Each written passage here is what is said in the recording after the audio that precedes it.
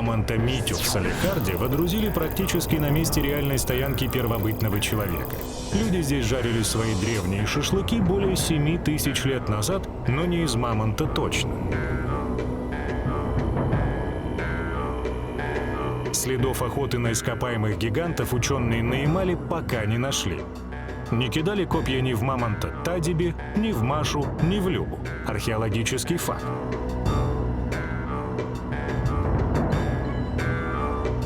Мамонт – звезда мегафауны. В его тени жили представители той же группы – олени. Широкорогие или гигантские бегали дольше мамонта на 3000 лет, но тоже вымерли. Благородные и северные олени бегают до сих пор. Люди и олени – герои нашего фильма. Что археологи нашли и могут рассказать о человеке? Чем занимались, чего боялись и чем болели наши предки? Как человек-охотник стал оленеводом, а северный олень – домашним животным. Этот поиск партнерства для человека – это вообще очень важная эволюция человечества. Когда человек нашел пса, нашел коня, осла, верблюда, оленя, он стал хозяином планеты.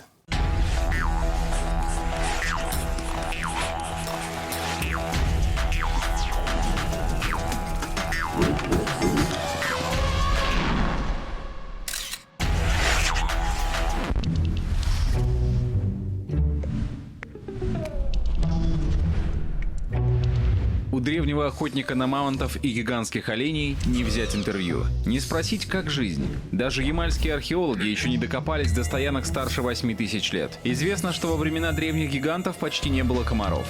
Деревьев, говорят ученые, тоже. Так, одинокие лиственницы стояли. Было холодно и сухо.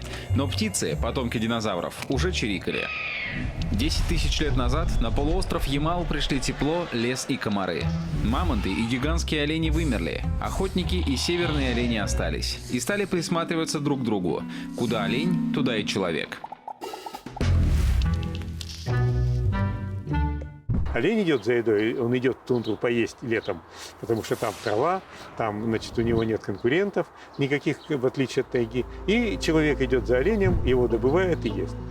Осенью, когда, значит, начинается похолодание, олень идет в тайгу на юг, и человек идет следом за ним. И вот таким образом человек и олень вместе ходили 1000 лет. Ямальские археологи раскопали машину времени от каменного до 19 века. На карте почти 100 археологических памятников. Если бы мы хотели узнать про жизнь древних рыболовов, сделали бы остановку на горном Самотнёле. Но нам нужен факт активной охоты на оленя. И это поселение Яркута.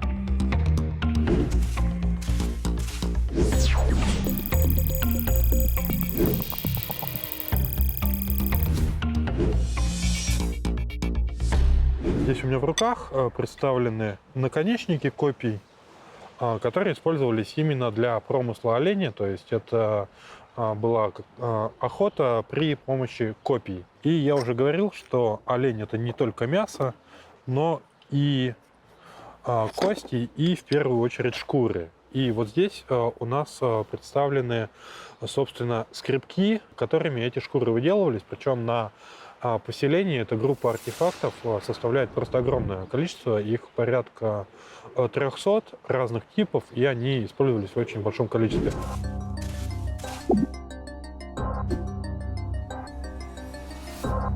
Следующий пункт назначения – Усть-Палуй.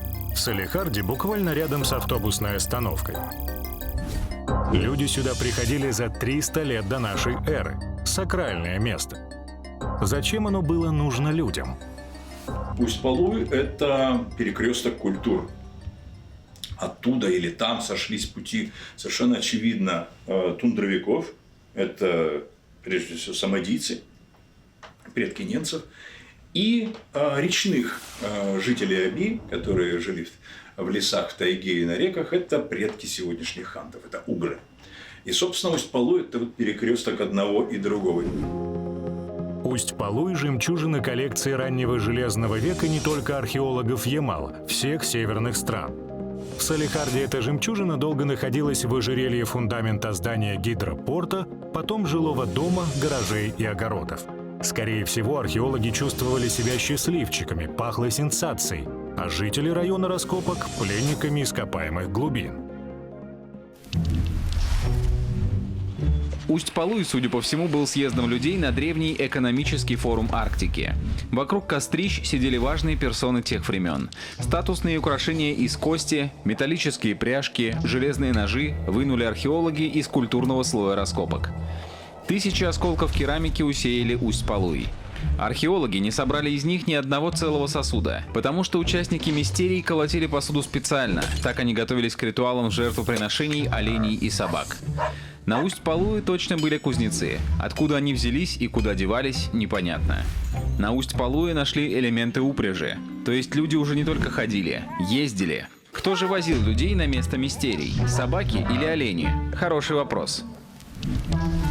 Здесь, в центре, недалеко от современной бетонной лестницы, были обнаружены остатки очень мощного кострища. Вот прямо вот здесь. По раскопам Адрианова реконструируется прямо вот на этом месте, приблизительно. Здесь же, неподалеку от этого кострища, Адриановым в свое время было обнаружено уникальный для памятника объект, который больше не повторялся нигде, мы больше такого не находили. Это скопление из 12 или 14 приблизительно отдельно лежащих собачьих черепов. Вот это две наголовные пластины, налобные пластины, детали упряжи оленя. Их немного на памятнике, но это очень важный показатель, и изучение этих предметов под микроскопом и сравнение с аналогичными предметами современных оленеводов или оленеводов XIX века, то есть с этнографическими коллекциями, показало, что эти предметы соприкасались именно с волосом, со шкурой оленя. Волос оставляет след. Да, трение волоса.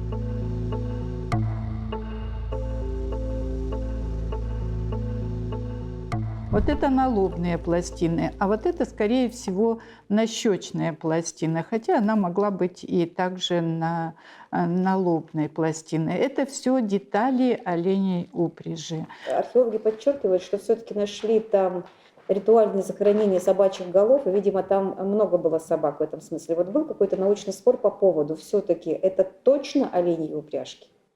То, что это олени, вот эти предметы, то, что они связаны с оленем, это совершенно точно. Но Ванда Иосифовна Машинская, которая изучала коллекции, привезенные Адриановым, она считала, что эти детали, они служили для тренировки оленя-манщика. А, собственно, весь транспорт был собачьим. Ну вот, например, Усть-Палуй, памятник Усть-Палуй. Да. И там есть следы транспортного оленеводства, да. Есть элементы упряжи. Да. Одновременно там же есть захоронения, говорят, ритуальные захоронения собак. Почему, например, мы считаем, что транспортом были олень, а не собаки? Нет, собаки были транспортом, они были транспортом раньше, чем олень. До оленя. И, видимо, я думаю так, что человек, имея уже транспортных собак, по аналогии с этим, и оленя сделал транспортным животным.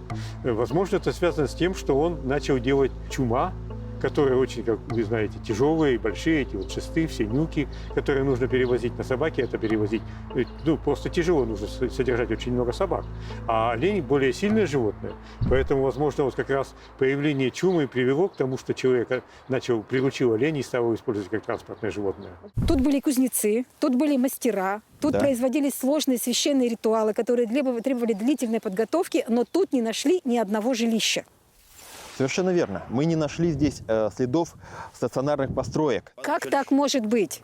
Производство есть, сакральные ритуалы есть. А где жили люди? А мы полагаем, что они здесь постоянно и не жили. А в чем они жили, даже если это 2-3 дня? В переносных жилищах. То есть у них уже были переносные конечно. жилища. Почему чум победил? Если говорить о чуме, то это действительно легкое, очень удобное. Почему удобное? Во-первых, потому что оно рукодельное. его можно изготовить, вот достиг леса, взял шесты. Произошло заклание оленя, ты его съел, а шкуры использовал для покрышек, для нюков.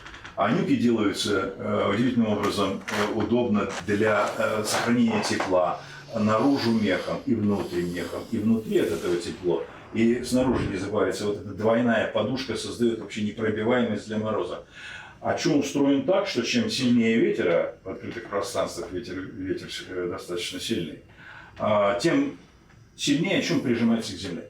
Мы считаем, что на рубеже эр, в начале первого тысячелетия нашей эры, люди смогли освоить способ передвижения в оленьей упряжке. Это не заимствованная технология, которая пришла откуда-то. Это та технология, которая родилась между человеком и оленем здесь, на Ямале. Мы считаем, что благодаря вот этим артефактам, эта технология, которая была изобретена где-то здесь, это абсолютно местное изобретение.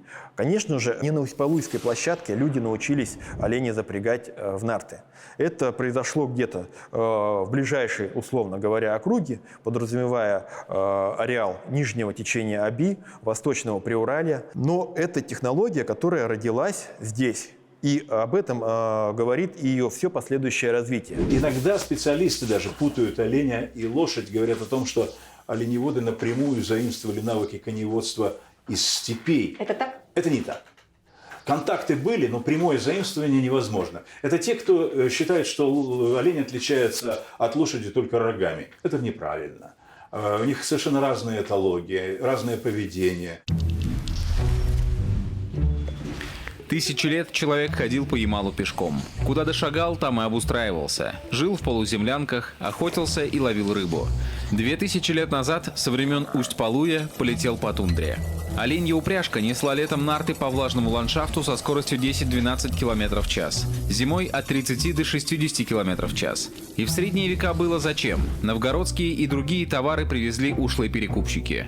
Невиданные в тундре украшения, посуду, предметы роскоши. Взамен хотели песцов и соболей. Союз человека и оленя окреп еще больше. Северный олень за тысячи лет практически не поменялся. Ученые говорят, что ноги у него стали длиннее, потому что вырос уровень снежного покрова. Он похудел. Миграционные пути изменились, стали больше и сложнее.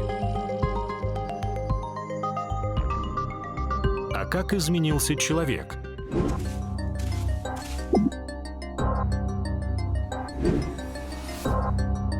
Именно эту мумию нашли в 2001 году практически в последний день полевого сезона. Могильник Зеленого Яра. Мужчина. 151 сантиметр. От 45 до 55 лет. В берестяной лодке. В меховой одежде, головном уборе из росомахи. Лицо покрыто мехом и медной пластиной. Статусное захоронение. Болел апистархозом. 2 нижних зуба потерял, возможно, в драке. Умер своей смертью. Как он выглядел? Вот так вот он выглядел достаточно некрасиво.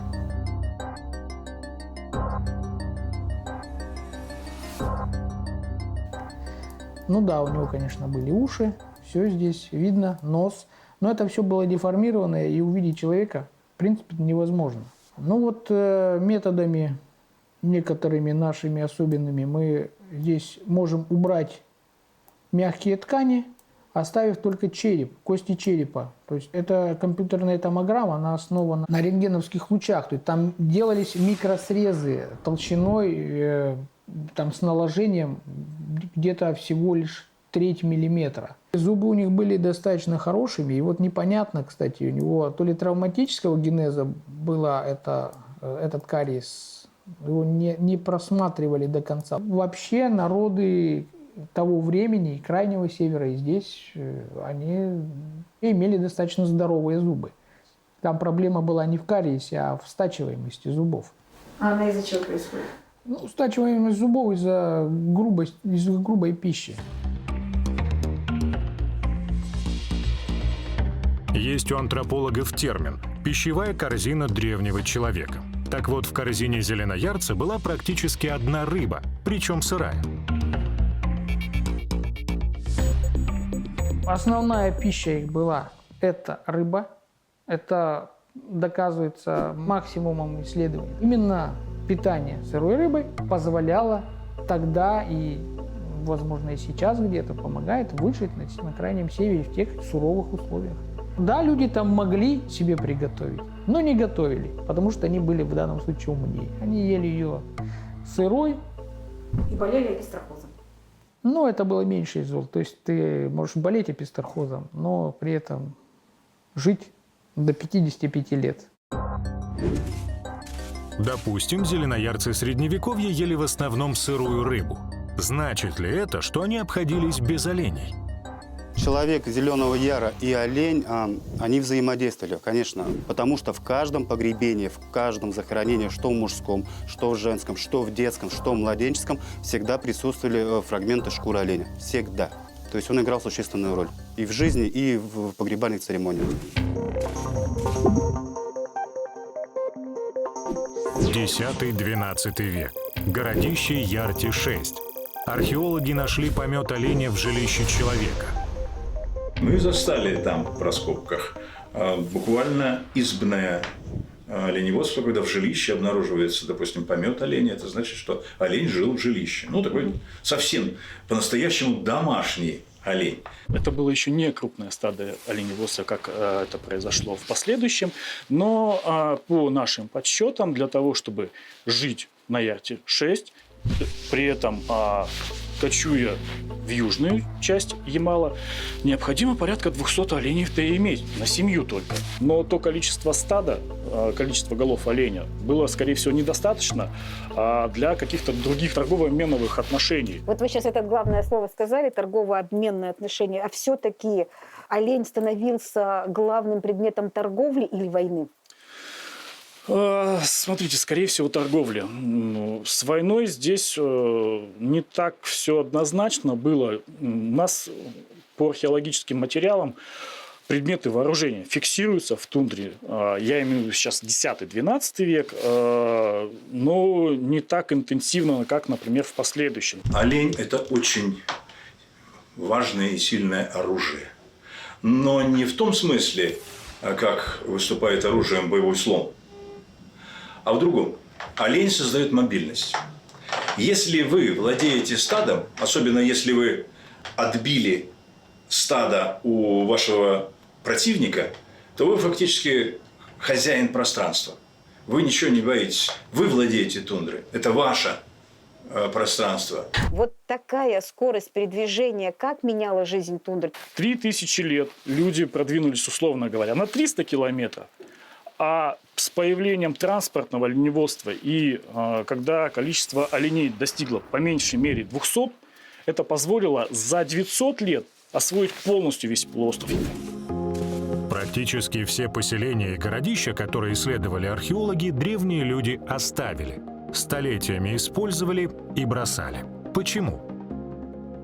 Вопрос очень на самом деле интересный. В XIV веке у нас наступает здесь малый ледниковый период. Ну, не у нас, а в принципе наступает малый ледниковый период.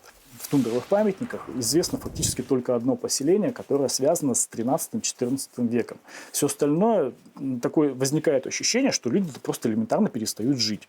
То есть тут два варианта. Либо люди перестают совершеннейшим образом тут проживать практически, да, либо наоборот переходят на абсолютную мобильность такую, что начинают действительно кослать, кочевать. И после себя оставляет минимум информации и становится более похожим на тот, который мы сейчас знаем у кочующего населения. Андрей, я не могу это понять, потому что если изначально практика была все-таки какое-то жилище, все-таки какая-то стоянка, какое-то городище, а потом так или иначе это становится, может быть, каким-то торговым перекрестком или еще каким-то перекрестком, но все равно население начинает летать по тундре, условно летать, и нигде не укрепляться каким-то стационарным жилищем. Это какая-то история наоборот. Это позволяет людям выживать. Когда олень стал домашним, а человек оленеводом? Ну, это случилось, на мой взгляд, примерно в XII веке, примерно 800 лет назад. И связано это с тем, что в это время население Ямала начало активно взаимодействовать с новгородцами, которые пришли на Ямал за пушниной. И в обмен на пушнину они принесли металл, принесли ткани, которых были в дефиците у местного населения. И у местного населения появилась мотивация как можно больше добыть пушнины, то есть песца. А где больше всего песца? В тундре.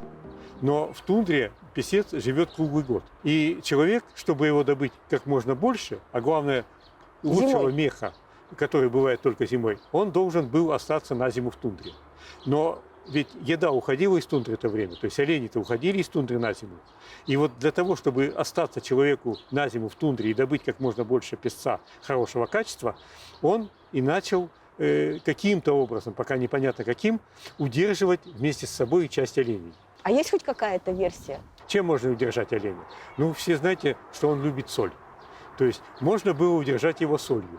Но солью вот где... и хлебом. Да, и хлебом. Но вот где взять соль и хлеб в тундре в то время, это большой вопрос.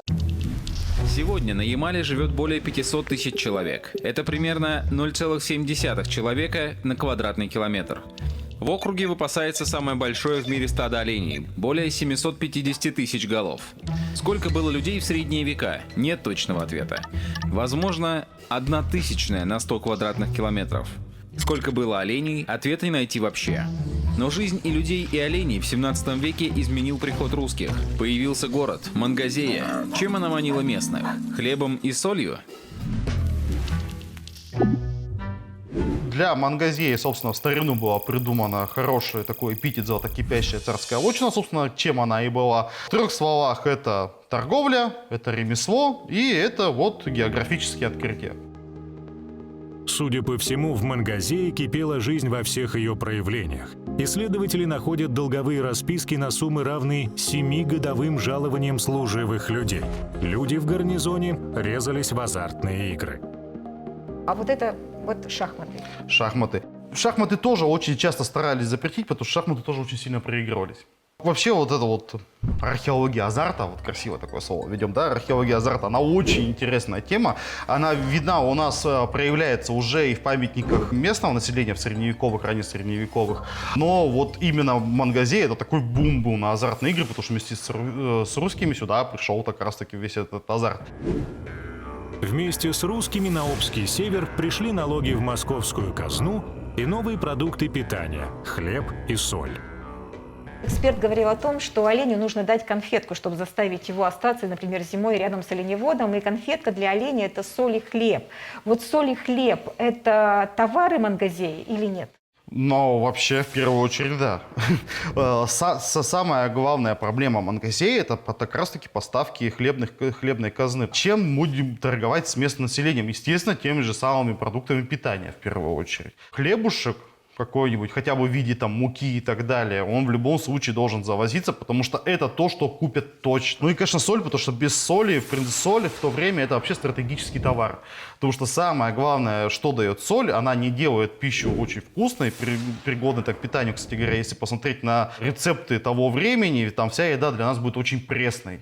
Прям иногда даже думаешь, ты вообще стал бы это есть или нет. Там какой-нибудь парной осетр без всего, вот просто это прям шик такой, думаешь, осетр такая дорогая рыба, но он без всего, он просто на пару сделан. Вот будешь ты такое есть, я сомневаюсь. То есть соль стоила очень дорого? Соль, во-первых, стоила очень дорого, но самое главное качество соли – это его консервант. Килограмм соли, сколько это шкурок песца? Вот нет, такого у нас, к сожалению, с вами нет. И я боюсь, что таких источников у нас даже и не найдется. Но точно известно, что промысловики пушнины и ее скупщики использовали для передвижения оленей. В Мангазее найдены фрагменты упряжки, идентичные Усть-Палую. Мангазея — это такой вот форпост дальнейшего продвижения именно по северным территориям. Ну, естественно, если они шли это зимой, раз они идут за Исаком, ну на чем? Они же не пешком идут, они идут на оленях. В самой мангазейской коллекции довольно большая часть — это предметы оленной упряжи, то есть это вот такие пластины. Они очень похожи на более ранние. Археологические факты. Больше 7000 лет назад люди на Ямале охотились в основном на северного оленя. Он жил небольшими стадами и был удобной добычей. Больше 2000 лет назад люди стали использовать оленя как транспорт. К средним векам мобильность оленеводов кардинально изменила жизнь тундры, правила экономики и войны. К 17 веку сформировалось крупностадное оленеводство. Феномен ямальской тундры и сегодня. Оленеводы округа – авторы уникальных практик, признанный научный факт. Но каким образом произошло массовое одомашнивание дикого оленя, ученые пока не дают точного ответа. Очень наболевший вопрос, как отличить дикого оленя от домашнего. Ученые всего мира, особенно, кто занимается в северном полушарии исследованиями, и зоологи, и археологи бьются над этой проблемой уже давно. Изучая кости различных животных, мы наткнулись на странную вещь. Показатель азота у оленя был как у хищника. Нонсенс. Олень не может питаться мясом, он не может питаться рыбой. Олень в основном питается травой. У нас специальная экспедиция была организована, этнограф специально поехал у нас. Он набрал и диких, и домашних, запаспортизировал про каждого оленя, про домашнего собрал данные, чем олень питается, какие у него пищевые предпочтения. И мы сделали уже довольно много анализов, и можно уже вот сейчас сказать, что у дикого оленя азот гораздо ниже, на уровне белки. Совершенно случайно нам удалось нащупать маркер, который позволяет отличить кости домашнего оленя от костей дикого оленя и установить примерно время, когда человек одомашнил это животное. Мы сейчас работаем пока с маркером. А до этого времени на это внимание никто не обращал. Все сначала говорили, что это, наверное, ошибка. Мы перепроверили, никакой ошибки нет. Нам понятно, что сегодня Ямал по датам впереди Алтая и Саян в оленеводстве. И это не борьба, это не конкуренция, кто раньше и кто рекордсмен. Но мы можем говорить о самостоятельном культурном развитии ямальского пространства культурного. Могут сместиться даты. Я не исключаю, что дата может крупностадного оленеводства или отдельных узлов очагов крупностадности может отойти чуть лучше. В данный момент мы сдали в Москву порядка 40 образцов, которые были получены в прошлом году в ходе этнографической экспедиции. И сейчас ждем результатов. Это будет прорыв. Кажется, что он смотрит на нас и усмехается. Конечно, он усмехается. Мы же не знаем реально, что было тогда. Мы только можем строить некие концепции, понимания того, как это могло быть. Но оно может быть, оно могло быть и совсем не так.